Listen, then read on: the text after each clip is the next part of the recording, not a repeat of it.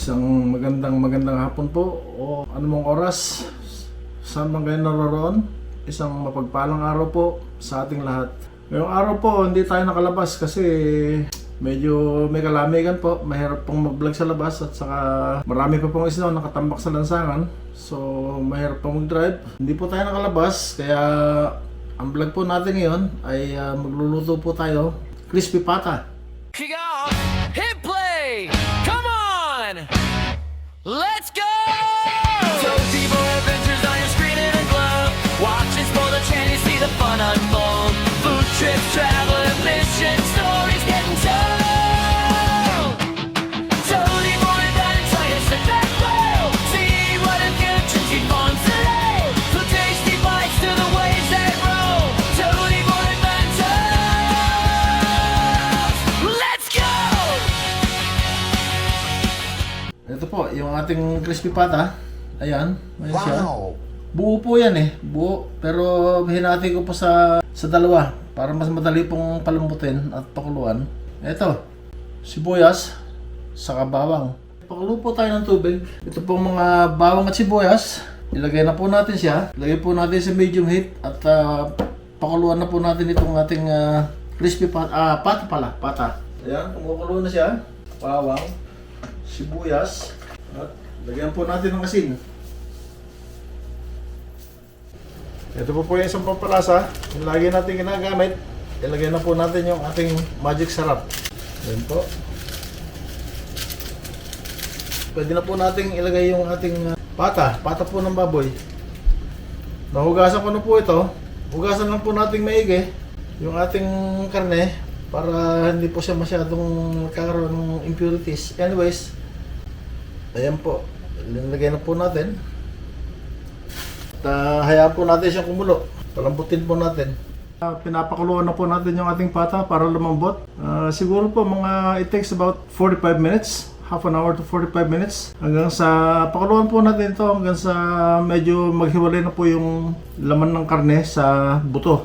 Tapos po piprito na po natin. Pero habang pinapakuluan po natin ay nais ko muna kayong anyayahan na mag-subscribe na po sa ating channel. Magbigay ng inyong opinion sa pamamagitan ng pagbibigay ng inyong comment down below sa ating mga vlogs.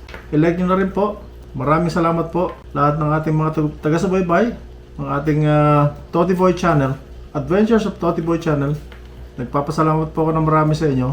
At kung hindi ka pa nagsusubscribe kaibigan, ay baka naman pwede ka mahiling ng isang subscription at mag-like ka na rin. At magbigay ka ng yung comments sa baba kung mayroon ka pang karagdagang kaalaman tungkol sa pagluluto ng ating mga nilulutong recipe. At manatili po kayo sumusubaybay at pakukuluan po natin ito hanggang sa lumambot. Sana po subaybayan nyo ito hanggang sa matapos itong ating niluluto. Ito na po yung pinalambot natin. Malambot na po siya, kagaya nga po nung nasabi ko. Hayaan natin siya lumambot hanggang sa humiwalay yung buto sa karne niya. Ito, napakalambot na po. So ngayon po, ang susunod na step po ay papabayaan muna natin siyang nakatiwangwang. Palalamigin po natin. Pagka malamig na po, pwede na pong deep fry. Lalagay po natin sa labas para po mapabilis yung proseso ng pagpapatuyo sa kanya. Ito, dalhin po muna natin sa labas para mapabilis po yung proseso ng pagpapatuyo sa kanya. Ayan muna natin siya rito. Ayan, nakita nyo, muusok-usok pa. Oh. Palamigin po muna natin siya ng mga 15 minutes. At maya-maya po, i-deep fry na po natin. And so for the time being po, while we're awaiting yung karne po na pinakuluan natin, gagawa po tayo ng sausawan. Ito lang po, okay, sibuyas. Hiwain po natin. Like so. Soy sauce. Nakakaiyak yung sibuyas ha. Lagyan po natin ang konting suka. About 2 tablespoonful. Saka extracted lemon po. The sugar. Haluin po natin. Ayun. Tama po. Lagyan po natin ng sili. Tapos na po yung ginawa natin sa sausawan. 1 hour later. Ito po yung karne ng baboy, pata po ng baboy na gagawin natin crispy pata. Ang susunod po nating step na gagawin ay hahatiin ko po ito kasi masyado po malaki para mas madali pong i-deep fry. Masyado po kasi malaki eh. Ayan, malambot mo po yung ating karne. Kumuha po tayo ng tinidor. Ayan, tusok-tusokin po natin. rock salt. Rock salt po. Ipapahid po natin sa kanya. Be generous po sa salt. So, ito na po mga kalagalag. Dito ko po naisipang magluto sa labas kasi masyado pong matilansik eh. Para mamaya po, just to simplify the process of cleanup.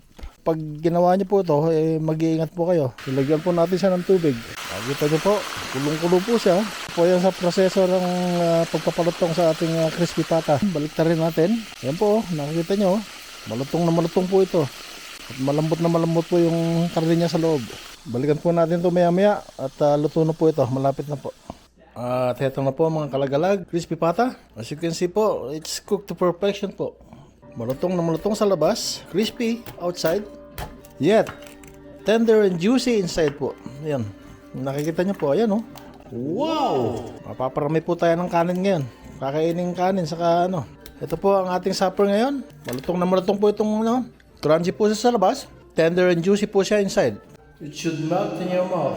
So hanggang dito na lamang po ang ating vlog ngayong gabi. At sana po ay nagustuhan niyo itong niluto natin po tayo ngayon. At kung nagustuhan niyo, sana naman po ay magbigay kayo ng like. At kung meron po kayong ibang pamamaraan ng pagluluto nitong ating crispy pata, ay mangyari lamang po na comment down below para mandagdagan po ang ating kaalaman sa pagluluto nitong ating putahing niluto ngayon. Maraming salamat po mga giliw na taga-subaybay at mga talagalag at mga magigiting na kusinero at kusinera. Magandang gabi po sa inyong lahat. Hanggang sa muli po. Wow!